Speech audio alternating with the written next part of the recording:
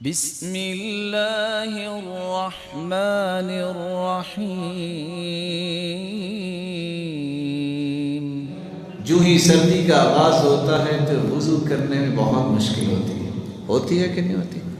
لیکن رسول اللہ صلی اللہ علیہ وسلم نے فرمایا الا ادلکم علی ما یمحو اللہ به الخطایا ویرفع به الدرجات۔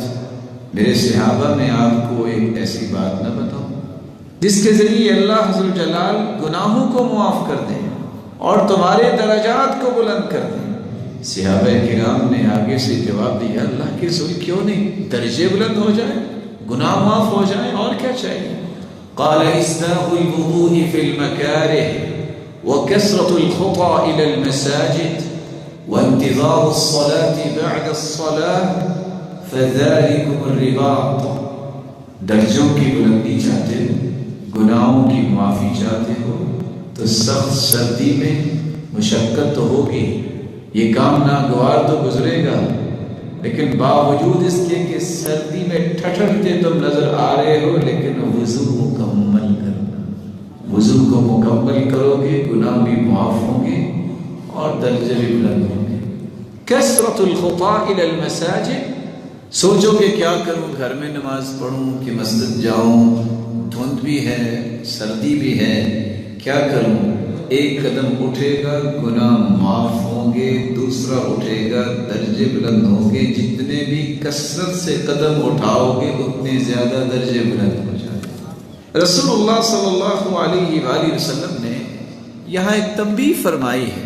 صحابی بیان کرتے ہیں سفر میں ایک مرتبہ ہم پیچھے رہ گئے، تھوڑی دیر کے بعد آپ صلی اللہ علیہ وآلہ وسلم بھی تشریف لے آئے، عصر کا وقت تھا، ہم نے جلدی جلدی وضو کیا، پاؤں کا کچھ حصہ خشک رہ گیا، تو آپ صلی اللہ علیہ وآلہ وسلم نے جب یہ دیکھا کہ پاؤں مکمل نہیں دھویا گیا تو آپ نے بلند آواز سے یہ تنبیہ فرمائی ویل للأعقاب من النار، جن کی ایڑیاں خشک ہیں یا مکمل نہیں دھوئی گئی ان کے لیے جہنم ہے۔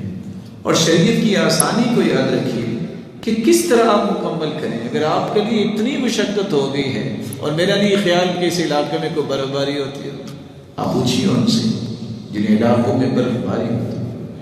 رسول اکرم صلی اللہ علیہ وآلہ وسلم کے بارے میں امام بخاری رحمۃ اللہ علیہ نے صحیح بخاری میں باب باندھا ہے کہ آپ وضو کے اعضاء ایک ایک مرتبہ بھی دھو سکتے ہیں، دو مرتبہ بھی دھو سکتے ہیں، اور تین مرتبہ بھی دھو سکتے ہیں، اور بعض اعضاء کو 2 مرتبہ اور بعض اعضاء کو 3 مرتبہ اللہ کے رسول نے دھویا ہے۔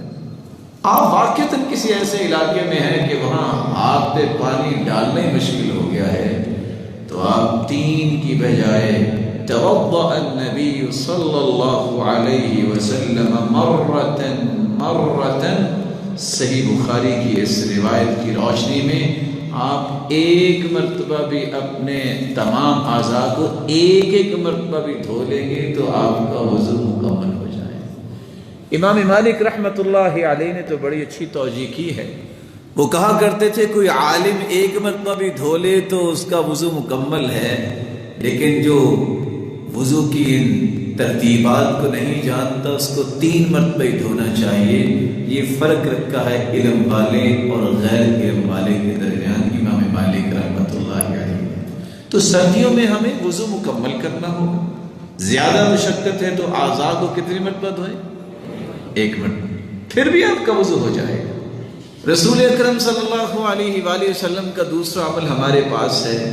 کچھ دین سے بیزار لوگ، کہانیاں قصوں پہ عمل کرنے والے لوگ بیچارے وضو کرتے ہیں تو کپڑا لگانا جرم سمجھتے ہیں، کہتے ہیں نہیں یہ جتنے پانی کے قطرات جسم پہ لگے رہیں گے اتنی دیر گناہ معاف ہوتے رہیں گے، اور بعض تو آ کے صف پہ وہ قطرات گراتے ہیں کہ ساتھ دیکھتے ہیں قطرات گر رہے ہیں، گناہ جھڑ رہے ہیں۔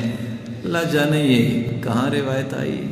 آپ صلی اللہ علیہ وسلم کا یہ مزاج نہیں تھا۔ كان لرسول الله صلى الله عليه وسلم خرقة يتنشف بها بعد الوضوء، سلسلہ صحیحہ کی روایت ہے رسول اللہ صلی اللہ علیہ وسلم وضو کے بعد اپنے جسم اطہر کو، اپنے ہاتھ اور اپنے بازوؤں کو تولیے کے ساتھ صاف کیا کرتے تھے۔ یہ مت دیکھیے فلاں نے کہا ہے کہ قطرے جتنے گریں گے اتنے کبیرہ گناہ معاف ہو جائیں گے، جتنے آپ اپنے ہاتھ سے گرائیں گے اتنے صغیرہ معاف ہو جائیں گے۔